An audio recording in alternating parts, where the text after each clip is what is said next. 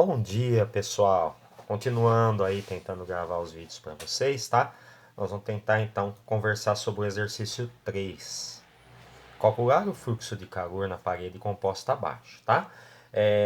Esse exercício ele complica um pouquinho por causa da visualização mesmo, tá? Mas fora a visualização, fica bastante tranquilo de resolver. Não é algo tão complicado ou difícil assim, tá? Vamos pensar um pouquinho, tá? Aqui a gente está trabalhando como se fosse uma parede assim, né? E que tivesse vários componentes juntos aí na parede, tá? Seria o equivalente a você pegar uma parede assim, por exemplo, né? Vamos dar como exemplo aqui, usar para vocês, por exemplo, um livro qualquer aqui, ó, que eu tenho o meu aqui. E essa parede estaria aqui assim, ó. Na verdade, você estaria olhando aqui e aí você vira assim. Então aqui você teria o que, ó? Nesse primeiro pedaço aqui, ó, ele inteiro o mesmo material. Colado atrás disso aqui, você teria uma mistura assim, ó, um material aqui, né, que seria esse material B, tá aqui, um material C e um material D. Atrás desse material, de novo, é uma parede inteira assim, tá? Seria aqui a E. Depois, atrás da E, ainda você teria mais uma divisão aqui no meio, assim, ó.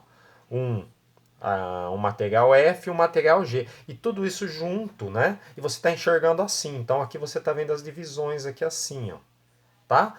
Isso que é mais difícil de se enxergar. Deixa eu devolver o livro aqui, né? Uma bagunça aqui na minha biblioteca, tá? Mas se você enxergar assim, fica mais tranquilo de ver, tá ok? Como é que a gente vai resolver isso? Olhando, então, a gente vai transformar essa, essa figura aqui, né, em resistências, porque na verdade o que não deixa o calor andar é a resistência, né, ao fluxo de calor, assim como tem resistência elétrica, tá? A, B, C, D, material E, material F, material G. Temos todas as medidas aqui. Essa representação aqui de que está tudo isolado é só para você garantir que o fluxo de calor é unidirecional. Está todo vindo para cá, né? E isso é muito bom, porque se fosse bidirecional, nós teríamos que compor isso, né, na nossa equação de Fourier e não daria uma matemática muito gostosa, embora também não seja tão difícil assim não, tá? Essa parede aqui então está com 100 graus Fahrenheit, 100 não, perdão, 1000 graus Fahrenheit, desse lado aqui sim com 100 graus Fahrenheit, tá? E o que se pede é exatamente qual é esse fluxo de calor. É dado uma tabela com a constante de condutividade para cada material, A, B, C, D, E, F, G, tá bom? Tem essa tabelinha aqui no exercício, é só vocês olharem, tá? Tem constante de condutividade. E aí, como é que a gente tem que resolver? Lembrando que para resolver Fourier, a gente teria que lembrar o seguinte: sempre o fluxo de calor que vai passar em uma dimensão apenas vai ser o quê? Né, de maneira bem geral, a variação total de temperatura pela resistência equivalente total. A resistência equivalente total, se tivesse só um material aqui, você pegaria a constante do material, aplicaria, né, e direto na equação do Fourier. A questão é que você tem uma composição de vários materiais, então você tem que achar a resistência equivalente, tá? Para achar a resistência equivalente, de novo, se fossem só materiais assim, ó, 1, 2, como está em A e em C, né, não tivesse essas divisões, seria tudo em série, porque você teria, né, camadas de materiais. A verdade é que aqui você tem as camadas, mas você tem mais materiais, é o que eu comentei com vocês, né? Você tem uma camada só com o material aqui. Atrás disso aqui você teria o quê? Uma camada com mais 3 materiais coladinhos aqui, ó. Material A, B e C.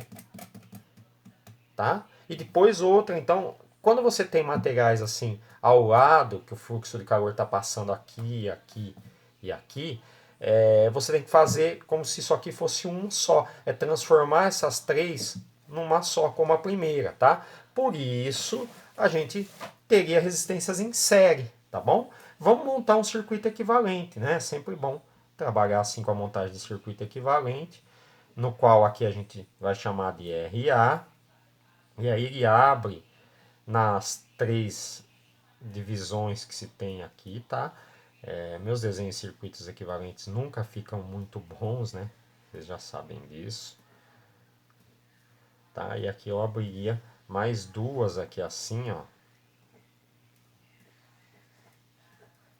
Né? No qual eu sairia com 1000 graus Fahrenheit e chegaria com 100 graus desse lado.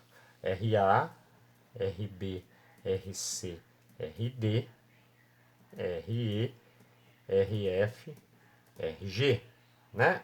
É a mesma composição daqui, ó. A paralelo, um sozinho paralelo. RA, B, C e D vem depois. É só montar assim. E agora aqui é aplicar a questão do cálculo de resistência equivalente, tá?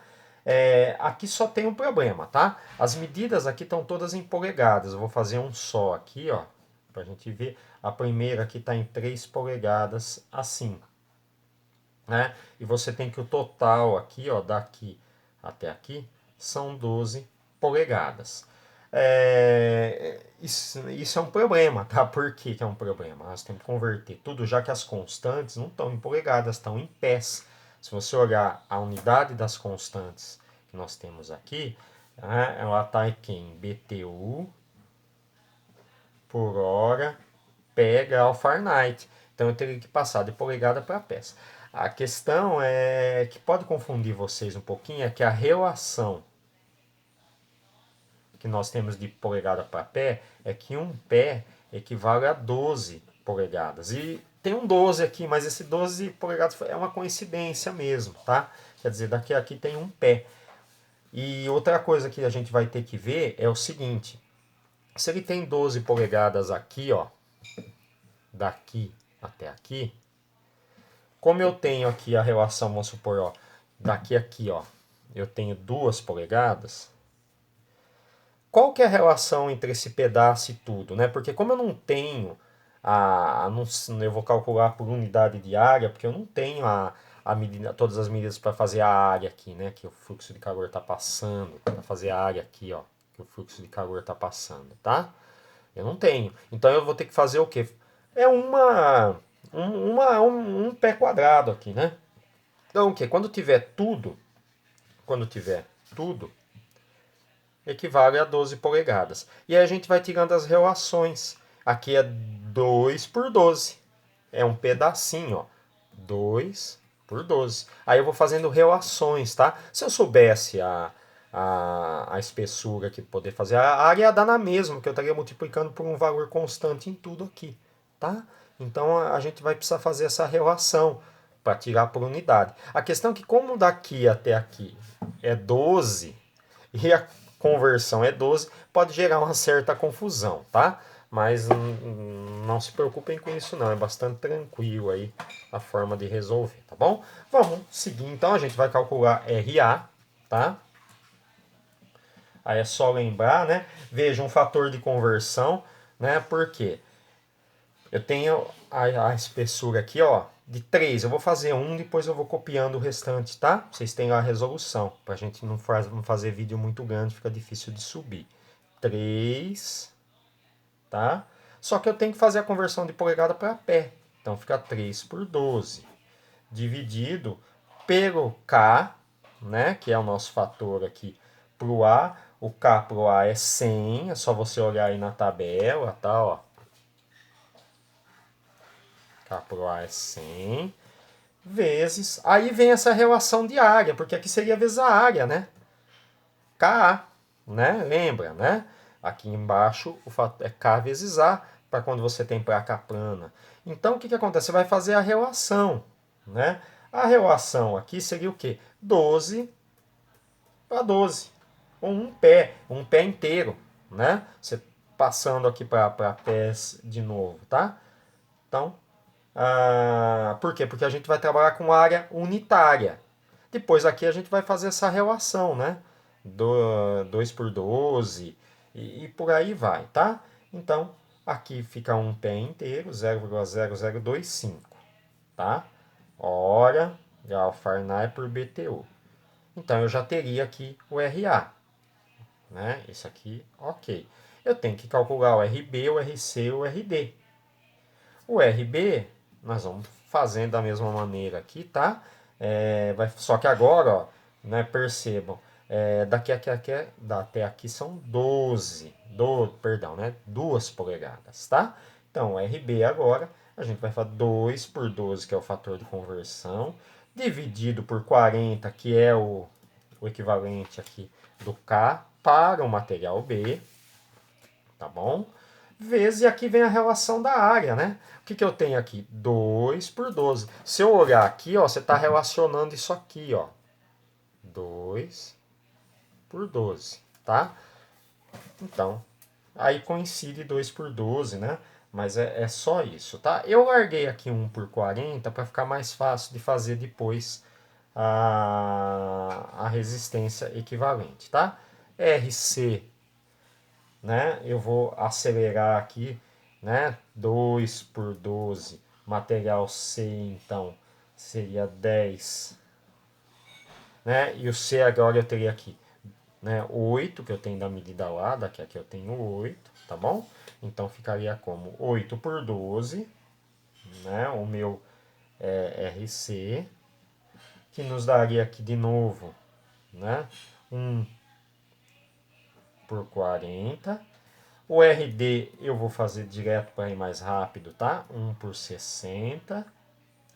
O RE, de novo, aí eu vou pegar aqui inteiro, tá? Então eu faço a relação 3 por 12, 30 vezes 1 inteiro. Esse 30 é o K, tá? E aqui eu fiz a conta porque depois isso aqui vai somar em série, tá bom? RF, né? 4 por 12. Opa, 4 dividido por 12.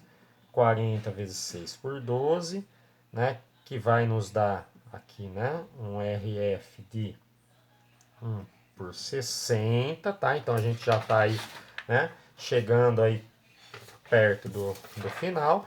E o RG, né? Pra gente, vamos focar aqui, tá? RG, 4 por 12, 26 por 12, que vai nos dar 1 por 30, tá? Aí a gente já tem todos os valores das resistências para entrar aqui. O que eu vou fazer? Resolvo essa aqui em paralelo. Ela vai virar uma só. Aí ela vai entrar aqui com valor. Resolvo essa aqui em paralelo. Ela vai virar uma só no lugar, né? Vai entrar aqui. Depois eu somo tudo em série, tá? Então fica bastante tranquilo. Para a gente resolver ela em paralelo, lembra, ó, é o contrário.